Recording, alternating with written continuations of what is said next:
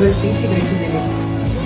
ಮೊನ್ನೆ ತನಕ ನಾನು ಯಾರು ಅಂತ ನಿಮಗೆ ಗೊತ್ತಿರಲಿಲ್ಲ, ಬಟ್ ಈ ಜರ್ನಿಯಿಂದ ನಿಮ್ಗಳ ಹತ್ರ ಆದೆ ನಾನು, ನಿಮ್ ಹೃದಯದ ಹತ್ರ ಆದೆ ನಾನು. ಇದಕ್ಕಿಂತ ದೊಡ್ಡ ಅಚೀವ್ಮೆಂಟ್ ಇನ್ ಯಾವ್ದು ಇಲ್ಲ.